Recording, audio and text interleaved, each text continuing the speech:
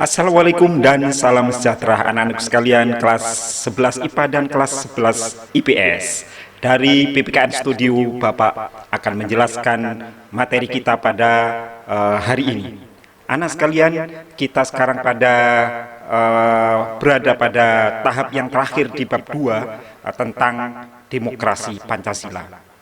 Mudah-mudahan anak-anak semua dalam keadaan sehat walafiat ketika belajar di rumah. Sampai nanti kita ketemu lagi di kelas anak sekalian. Tentu Bapak sudah merasa rindu pada kalian. Mudah-mudahan kalian juga demikian anak-anak sekalian. Tentu saja kalau ditanya enak mana mengajar dari rumah dan mengajar dari sekolah, tentu Bapak akan memilih mengajar di sekolah. Bisa bertemu dengan kalian, bisa tertawa, bisa bergurau, dan kalian juga, Bapak yakin kalian akan jauh lebih senang kalau belajarnya di sekolah, karena ketemu banyak teman.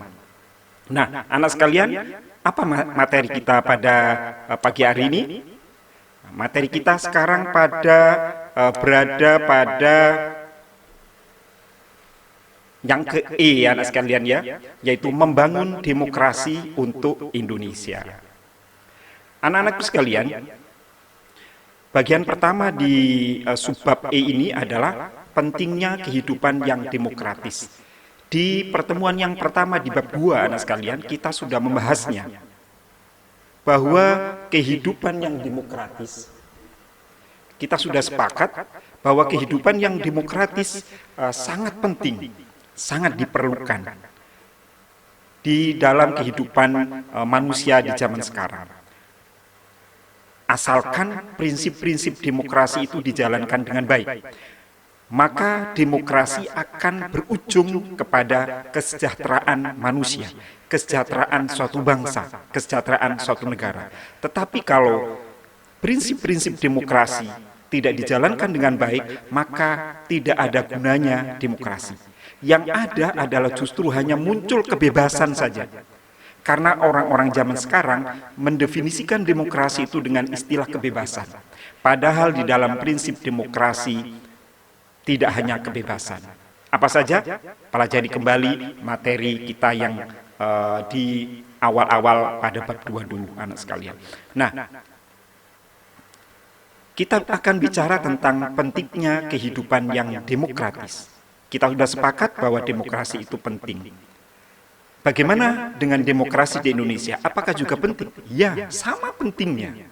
Dengan syarat, karena kita menggunakan demokrasi Pancasila, yaitu demokrasi yang dijiwai oleh nilai-nilai Pancasila, baik nilai dasarnya, nilai instrumentalnya, dan juga nilai praksisnya.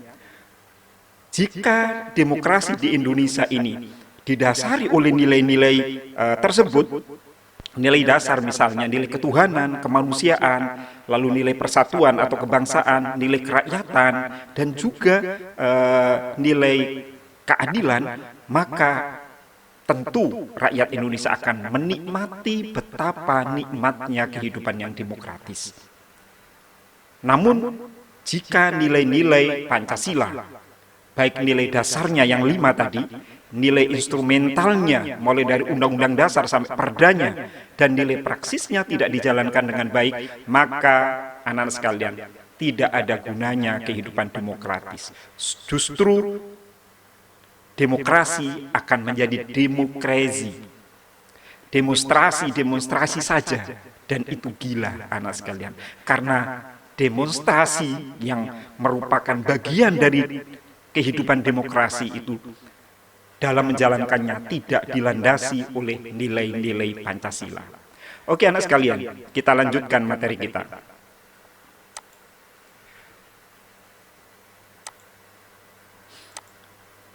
Pada hakikatnya, sebuah negara dapat disebut sebagai negara yang demokratis apabila di dalam pemerintahan tersebut rakyat memiliki persamaan di depan hukum, memiliki kesempatan berpartisipasi dalam pembuatan keputusan, dan memperoleh pendapatan yang layak karena terjadi distribusi pendapatan yang adil, serta memiliki kebebasan yang bertanggung jawab. Kalau kalian lihat, inilah bagian-bagian dari prinsip-prinsip demokrasi yang harus ada pada suatu negara yang disebut sebagai negara yang demokrasi. Yang pertama, anak sekalian, persamaan kedudukan di muka hukum. Anak-anak sekalian,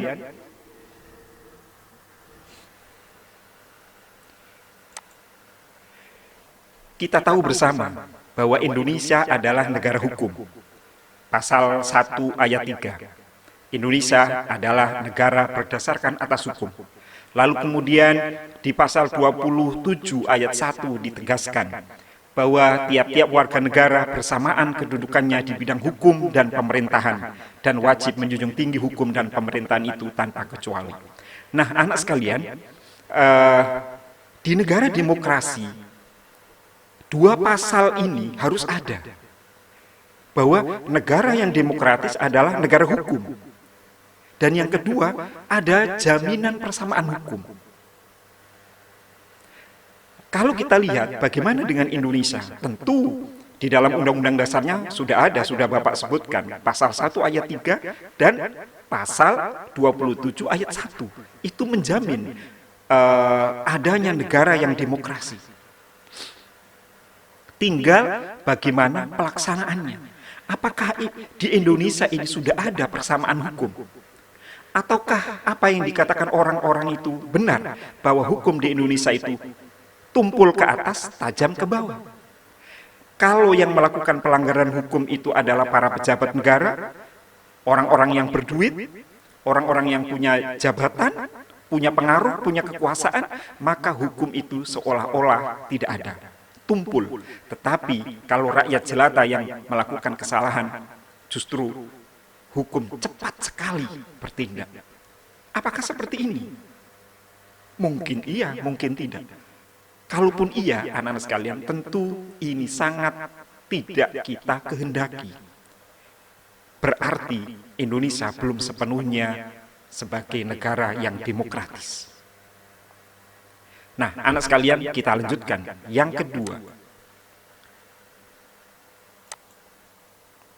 partisipasi dalam pembuatan keputusan. Dalam negara yang menganut sistem politik demokrasi, kekuasaan tertinggi berada di tangan rakyat, dan pemerintah menjalankan berdasarkan kehendak rakyat. Anak sekalian, di awal pembahasan bab 2 ini, kita sudah paham demokrasi yang dikemukakan oleh Abraham Lincoln, bahwa demokrasi adalah pemerintahan dari rakyat, oleh rakyat, untuk rakyat. Ini mengandung makna yang sangat besar betapa pentingnya partisipasi rakyat atau keterlibatan rakyat di dalam pemerintahan. Sampai pemerintahan dari rakyat, oleh rakyat, untuk rakyat. Apa itu artinya? Coba dibuka kembali catatan kalian di pertemuan kita yang terdahulu. Tanpa partisipasi rakyat, maka tidak mungkin suatu negara itu dikatakan demokrasi. Bentuknya apa saja partisipasi rakyat itu? Misalnya, anak sekalian, dalam membayar pajak, di dalam memutuskan kebijakan negara, baik langsung maupun tidak langsung. Lalu kemudian termasuk juga kritikan-kritikan kepada pemerintah. Itu juga termasuk dalam partisipasi rakyat. Tanpa itu semua, maka negara demokrasi tidak akan bisa disebut negara demokrasi lagi. Karena kalau tidak ada partisipasi rakyat, maka negara itu akan menjadi otoriter. Kalau suatu negara membungkam partisipasi rakyat, maka negara itu akan menjadi negara yang otoriter. Negara yang mengutamakan kekuasaan semata.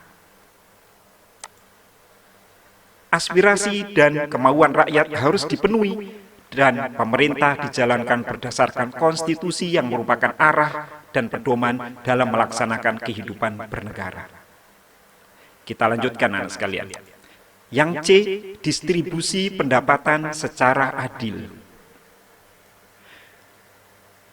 Negara memiliki pendapatan dari berbagai sumber, dari pajak, dari retribusi, dari ekspor, ya, dan lain sebagainya, anak sekalian.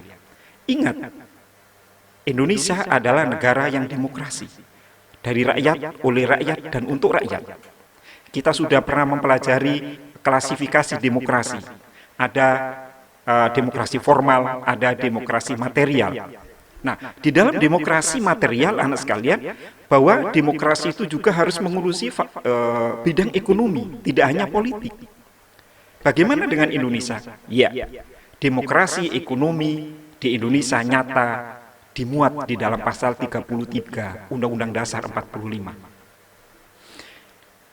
Bumi, air, dan kekayaan yang terkandung di dalamnya dikuasai oleh negara dan digunakan sebesar-besarnya untuk kemakmuran rakyatnya.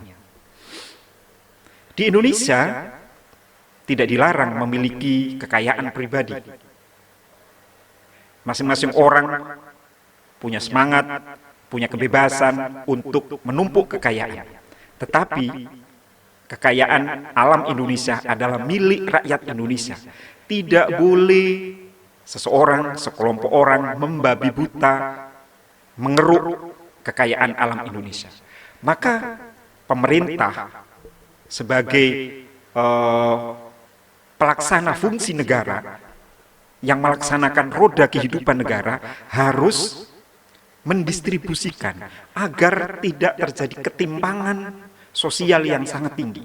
Setiap rakyat harus menikmati, memiliki kesempatan untuk menikmati kekayaan alam Indonesia. Tidak boleh kekayaan alam Indonesia ini hanya dimiliki oleh sekelompok orang saja, konglomerat, pejabat, dan lain sebagainya. Sehingga terjadilah kemudian seperti lagunya Rhoma Irama, ya, yang kaya makin kaya, yang miskin makin miskin. No, tidak boleh, itu tidak boleh terjadi di Indonesia. Maka sekarang anak sekalian, rakyat Indonesia harus berjuang. Termasuk salah satu perjuangannya adalah harus tahu hak-haknya dan tahu kewajibannya yang diatur di dalam Undang-Undang Dasar 1945. Untuk kalian, nanti Bapak tunggu di kelas 12, kita akan belajar tentang hak dan kewajiban warga negara Indonesia yang diatur di dalam Undang-Undang Dasar 1945. Kita lanjutkan. Yang di negara demokrasi ada kebebasan yang bertanggung jawab. Dalam sebuah negara yang demokratis terdapat 4 kebebasan yang sangat penting. Apa itu? 1, kebebasan beragama. Bapak rasa di Indonesia sudah ada, anak sekalian, ya ada memang masalah kecil, ya pemaksaan agama, lalu kemudian pelarangan orang beribadah ada, tapi itu sangat kecil. Kebebasan pers, ya, Bapak rasa di Indonesia juga sudah ada kebebasan pers, bahkan kadang-kadang terlampau bebas. Yang ketiga, kebebasan mengeluarkan pendapat. Sudah diatur di dalam Undang-Undang Dasar pasal 28, lalu kemudian juga diatur di dalam Undang-Undang kebebasan mengeluarkan pendapat.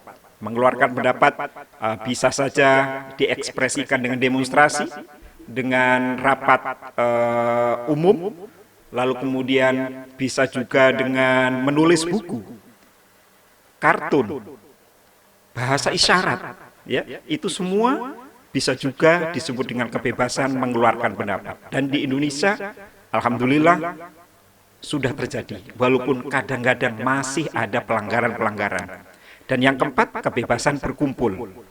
Ya, di Indonesia, Bapak rasa dibandingkan dengan negara-negara lain, termasuk di negara yang kita tempati sekarang, negara Malaysia, atau tetangga kita Singapura, di Indonesia jauh lebih bebas untuk berkumpul. 4 kebebasan ini merupakan hak asasi manusia yang harus dijamin keberadaannya oleh negara. Akan tetapi dalam pelaksanaannya mesti bertanggung jawab. Artinya, kebebasan yang dimiliki oleh setiap warga negara tidak boleh bertentangan dengan norma-norma yang berlaku.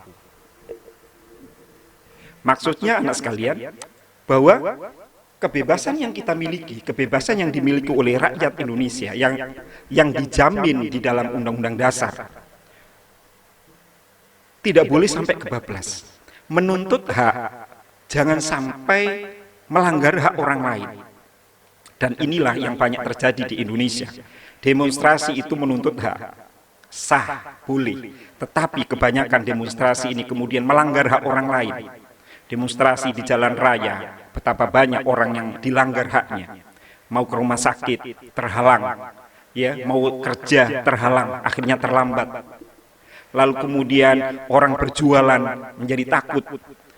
Apalagi kalau demonstrasinya rusuh, membakar, ya, melempar aparat keamanan dan lain sebagainya. Oh no, tidak. Ini tidak boleh terjadi.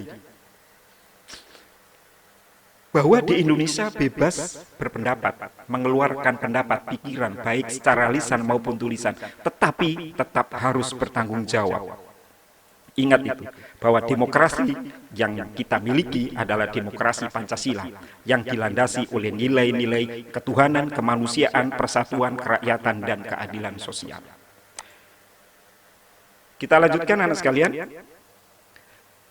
Dalam kehidupan berbangsa dan bernegara, seandainya tidak ada pemilihan umum untuk memilih presiden dan wakil presiden, maka tentu saja tidak akan terwujud kebebasan warga negara untuk memilih pemimpinnya. Ya, walaupun ada alternatif ya, seperti sebelum terjadinya reformasi, presiden dipilih oleh MPR, bukan secara langsung oleh rakyat. Presiden Indonesia dipilih oleh rakyat, anak sekalian, baru mulai tahun 2004, yang kemudian dimenangkan oleh Bapak Presiden SBY ya, selama 2 periode sampai 2014. Selanjutnya anak sekalian, di yang kedua kita berbicara soal perilaku yang mendukung tegaknya nilai demokrasi. Demokrasi tidak mungkin terwujud jika tidak didukung oleh masyarakat. Pada dasarnya timbulnya budaya demokrasi disebabkan karena rakyat tidak senang adanya tindakan sewenang-wenang baik dari pihak penguasa maupun dari rakyat sendiri. Cara menampilkan beberapa prinsip di bawah ini dalam kehidupan sehari-hari. Membiasakan diri untuk berbuat sesuai dengan aturan main hukum yang berlaku. Membiasakan diri bertindak demokratis dalam segala hal, membiasakan diri menyelesaikan persoalan dengan musyawarah, membiasakan diri mengadakan perubahan secara damai, membiasakan diri untuk memilih pemimpin melalui cara-cara yang demokratis, seperti yang sudah kalian lakukan di kelas maupun di sekolah. Lalu nomor 6, selalu menggunakan akal sehat dan hati nurani luhur dalam musyawarah, tidak boleh marah-marah, emosi, ya, dan lain sebagainya. Selalu mempertanggungjawabkan hasil keputusan musyawarah, baik kepada Tuhan Yang Maha Esa, masyarakat, bangsa, dan negara. Artinya kalau sudah menjadi hasil, menjadi keputusan musyawarah, semua harus bertanggung jawab untuk menjalankannya. Menuntut hak setelah melaksanakan kewajiban. Menggunakan kebebasan dengan rasa tanggung jawab, mau menghormati hak orang lain dalam menyampaikan pendapat, membiasakan diri memberikan kritik yang bersifat membangun. Yang selanjutnya, anak sekalian dalam kehidupan keluarga. Contohnya misalnya tidak memaksakan kehendak kepada anggota keluarga yang lain, orang tua kepada anak, kakak terhadap adik, orang tua atau majikan terhadap pembantu, ya, tidak memaksakan. Harus dicari jalan keluar yang baik. Memberi kesempatan anak untuk membuat pilihan, musyawarah menentukan tujuan rekreasi misalnya. Mama sekali-kali menanyakan, masa apa hari ini anak-anak? Nah, misalnya begitu, ya. Itu juga termasuk kehidupan demokrasi di rumah tangga dan lain-lain. Selanjutnya dalam kehidupan lingkungan sekolah, aktif dalam kegiatan ekskul, pemilihan ketua OSIS, ketua kelas, menentukan warna seragam kelas misalnya, menentukan anggota kelompok, tugas, ya, dan lain sebagainya. Itu juga sudah kalian lakukan di sekolah. Dalam kehidupan lingkungan masyarakat, misalnya ikut serta dalam kegiatan kerja bakti, membersihkan lingkungan, ya, hadir dalam musyawarah kampung, ikut siskamling, ya, dan lain sebagainya. Nah, anak sekalian, itulah tadi bahasan yang kita pelajari bersama pada pertemuan kita kali ini. Mudah-mudahan kalian bisa memahami. Jika kalian masih belum paham, kalian bisa putar kembali videonya. Lalu kemudian jangan lupa video ini juga Bapak upload di YouTube. Kalian like, kalian komen. Yang belum subscribe, segera subscribe agar kalian terus mendapatkan informasi, materi-materi baru dari PPKN. Terima kasih. Dari PPKN Studio, Bapak mengucapkan Assalamualaikum warahmatullahi wabarakatuh. Salam sejahtera.